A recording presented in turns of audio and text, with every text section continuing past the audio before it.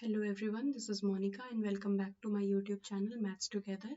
तो हम लोग एक्सरसाइज 3.1 सॉल्व कर रहे थे और आज हम डिस्कस करने वाले हैं क्वेश्चन नंबर 6 ऑफ एक्सरसाइज 3.1। ठीक है जी। तो देखते हैं स्टेटमेंट क्या कहती है। स्टेटमेंट कहती है गिवन द लीनियर इक्वेशन, एक ये लीनियर इक्वेशन दी हुई है, right another linear equation in two variable such that the geometrical representation of the pair so formed is intersecting line, parallel lines और कोइंसिडेंट लाइंस। ठीक है जी। तो क्या कहा है उसने क्वेश्चन में कि आपको एक लीनियर इक्वेशन दे रखी है, ये 2x plus 3y minus 8 is equals to 0। ये एक लीनियर इक्वेशन दे रखी है। उसने बोला है आप एक और ऐसी लीनियर इक्वेशन बनाओ जो जिसकी ज्योमेट्रिकल रिप्रेजेंटेशन इस तरीके की हो कि जो लाइंस हैं वो जो दोनों लाइन हो वो इंटरसेक्टिंग लाइंस हो। ठीक है। तो पहली बात उसने करी है हमारी इंटरसेक्टिंग लाइंस की। ठीक है जी। इंटरसेक्टिंग लाइन का कॉन्सेप्ट क्या होता है? इंटरसेक्टिंग लाइन कब आती है? जब हमने ज्योमेट्रिकल रिप्रेजेंटेशन देखी थी तो ऐसा होना चाहिए कि भाई a1 by a2 is not equals to b1 by b2, इनके रेशियो के इक्वल नहीं आना चाहिए। ठीक है जी। तो यहाँ पे देखो a1 की वैल्यू कितनी है? 2 है, b1 की वैल्यू कितनी है? 3 है और c1 की वैल्यू कितनी है? -8 है। ठीक है जी। अब हमें a2, b2 और c2 फाइंड आउट करने हैं, है ना?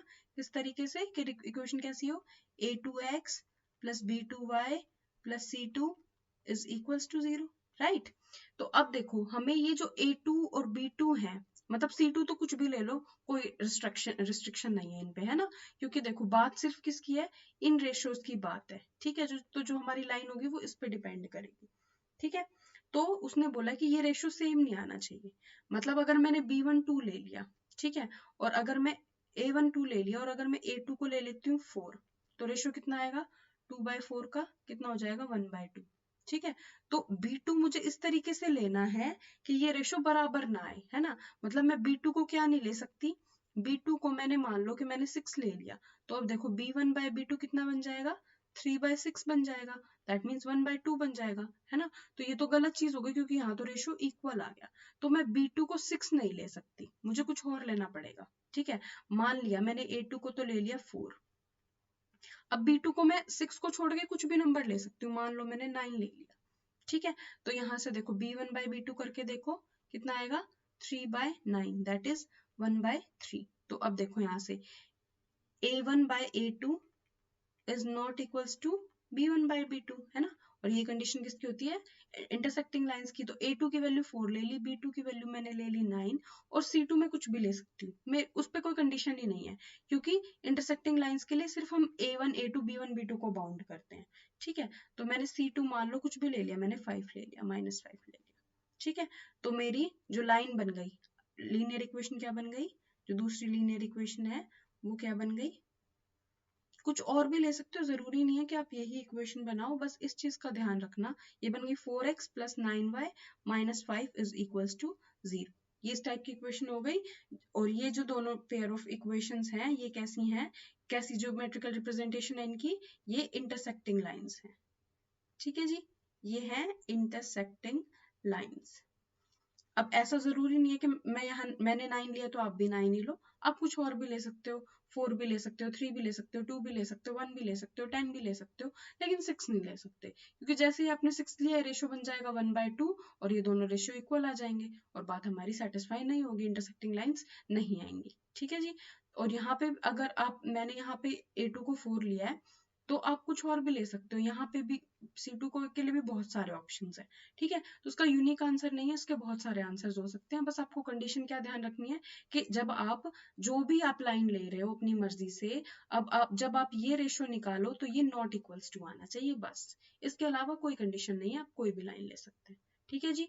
तो ये तो बात हो गई हमारी किसकी? इंटरसेक्टिंग लाइंस की। ठीक है। नेक्स्ट होता है हमारा पैरेलल लाइंस का, पूछा है उसने पैरेलल लाइंस का। तो पैरेलल लाइंस का कॉन्सेप्ट क्या होता है जी? पैरेलल लाइंस का कॉन्सेप्ट होता है a1/a2 is equals to b1/b2 but is not equals to c1/c2। ये वाली कंडीशन होल्ड होनी चाहिए। ठीक है जी। तो एक इक्वेशन है, क्या इक्वेशन है मेरी? 2x plus 3y minus 8 is equals to 0। ठीक है। तो उसने बोला है a1/a2 b1/b2 के इक्वल आना चाहिए। ठीक है। तो देखो अगर मैं यहाँ कर रही हूँ 4x तो इसका रेशो देखो 2/4 कितना रेशो आएगा 1/2। तो मुझे इसको भी उसी का मल्टीपल लेना पड़ेगा, जैसे मैंने इसको 2 से मल्टीप्लाई किया तो मुझे इसको भी 2 से ही मल्टीप्लाई करना पड़ेगा, है ना। तभी तो देखो 2/4 कितना आएगा 1/2 और 3/6 ये भी कितना आएगा 1/2, तभी तो ये रेशियो इक्वल आएगा, है ना। तो इसी के अकॉर्डिंग, इस रेशियो के अकॉर्डिंग हमें ये वाली वैल्यू लेनी है, A2 के अकॉर्डिंग हमें B2 लेनी है, ठीक है जी। और ये इक्वल नहीं आना चाहिए।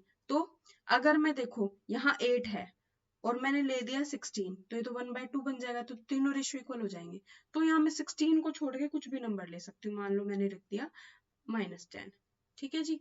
तो ये इक्वेशन देखो, अब इसका रेशियो देखो, ये है 1/2, 3/6, ये भी 1/2, यहाँ पे कितना 8/10, तो ये कितना हो गया मेरा 4/5। तो 1/2 is equals to 1/2 is not equals to 4/5, ठीक है जी। तो ये कंडीशन होल्ड हो रही है।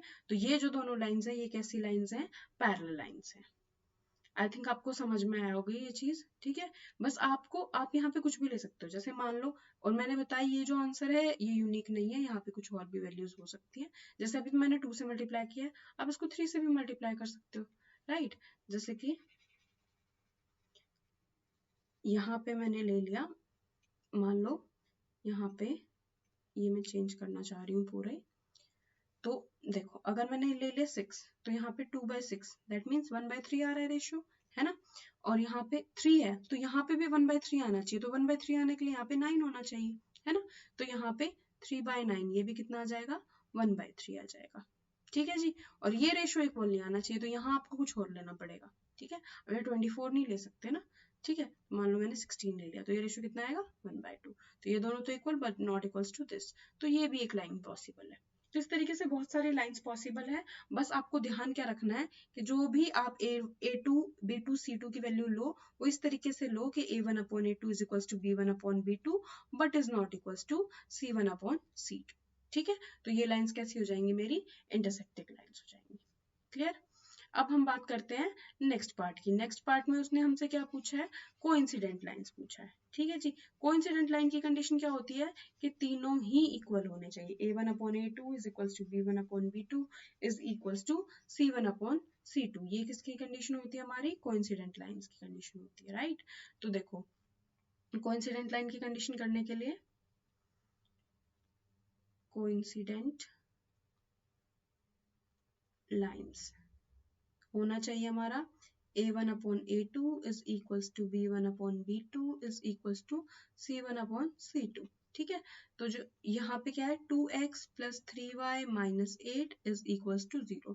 तो कोइंसिडेंट निकालने का सीधा सा कॉन्सेप्ट है, आप इसको किसी भी नंबर से मल्टीप्लाई कर दो, वो इसका बन जाएगा। जैसे कि मैंने इस पूरी इक्वेशन को मैंने मल्टीप्लाई कर दिया जैसे 3 से, ठीक है। तो यहाँ से कितना आ जाएगा 6x plus 9y minus 24 is equals to 0, ठीक है। अब इनका रेशियो लेके देख लो, 2/6 कितना आ जाएगा 1/3, 3/9 कितना आ जाएगा 1/3, -8/-24 कितना आ जाएगा 1/3, ठीक है।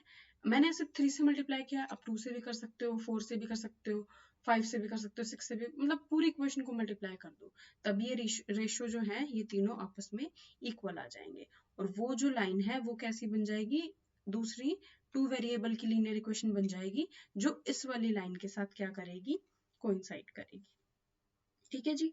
तो आई होप आपको क्वेश्चन नंबर 6 समझ में आया होगा। इसका आंसर यूनिक नहीं है, मैं फिर भी दोबारा बता रही हूँ। तो आप, हो सकता है आपकी बुक में जब आप चेक करोगे तो आंसर कुछ और मिले, तो उसमें टेंशन लेने की जरूरत नहीं है, इसके मल्टीपल आंसर्स हो सकते हैं, ठीक है। बस आप जो कंडीशंस हैं इंटरसेक्टिंग लाइन की, पैरेलल लाइंस की और कोइंसिडेंट लाइन की, बस आपको वो कंडीशंस ध्यान रखनी है, ठीक है जी। तो आई होप आपको ये क्वेश्चन समझ में आया होगा और आपको मेरी वीडियो अच्छी लगी होगी। अगर आपको मेरी वीडियो अच्छी लगी हो तो प्लीज़ मेरे वीडियो को लाइक करें, अपने फ्रेंड्स के साथ शेयर करें और मेरे चैनल को सब्सक्राइब करें। अब मिलता है नेक्स्ट वीडियो में। Thank you so much.